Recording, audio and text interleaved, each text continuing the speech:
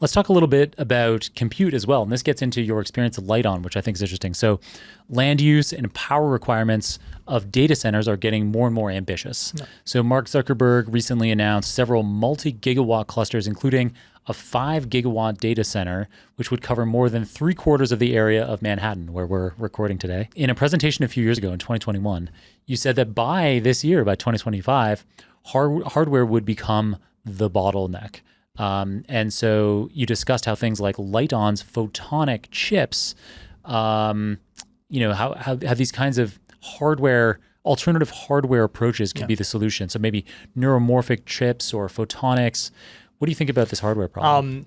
So for context, I used to work, when I did my PhD, in France, you can do an industrial PhD where you work with a company, a very good system, very surprising that it wasn't invented in the US of all places.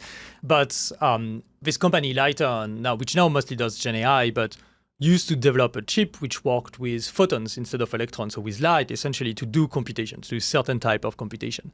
And this comes with a bunch of advantages, such on power consumption, on parallelism, on things you can do. So it's alternative means of computation, sometimes related to neuromorphic, that sort of stuff.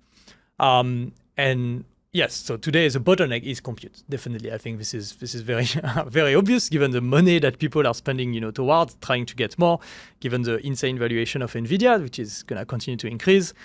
So the bottleneck is compute. Obviously, we might ask, do we need, a new compute paradigm? This is actually a subject on which I'm very bearish, personally, on which I have, and maybe this is because I got burnt once.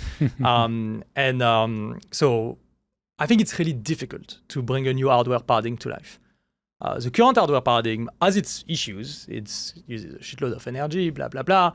It's very rigid, but it also has tremendous advantages in that it works really well. You can implement this algorithm very effectively. It works really well. And there is a lot of money that goes into it. If you think about the latest chip from NVIDIA, if you think about the GB200 or the full rack, now it's an entire rack. But if you think even about just the chip, it's probably the most complex object that has ever been built by humankind.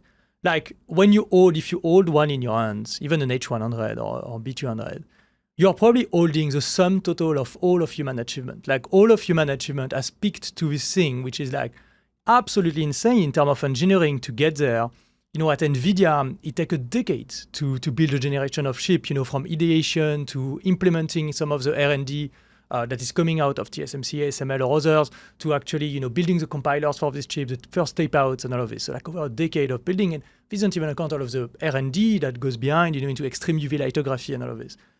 Insane chain of technology. For a competitor to come, for, an alternative mean of computing to come, well, you have to reproduce all of that. And I think this is going to take a while. I think the reality is that this is really hard to get at. I think, our current silicon-based paradigm, our current paradigm of computing is really good. Is there room for improvement, for more specialized hardware, for that sort of stuff? Yes. And, to an extent, the GPUs are already extensively specialized. They're not really GPUs anymore.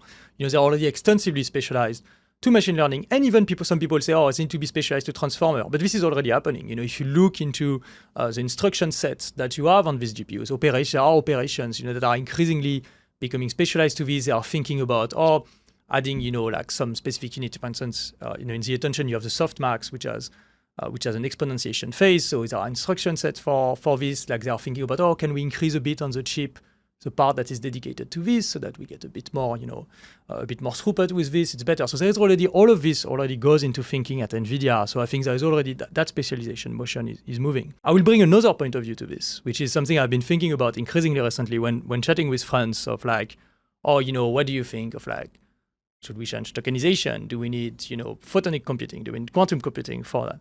I think about it in terms of do we need it to get to AGI/ASI?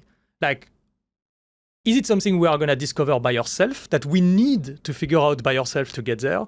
Or is it something that later we are going to figure out with the support, of generally intelligent or super intelligent system? Because I think general intelligent system probably already exist.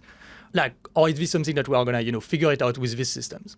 And my thinking on the subjects of photonic chips or even quantum computing is that we as humans don't really need to worry about this right now. I think that we already have the capability, like, what we have, the technologies that we have are already enough to take us to the level where we will build systems that will help us build this. I'm sure, in a century, I'm sure we will use photonic chip. I'm sure we will use quantum chips and all of that, but we will have built them with the help of what we are creating currently.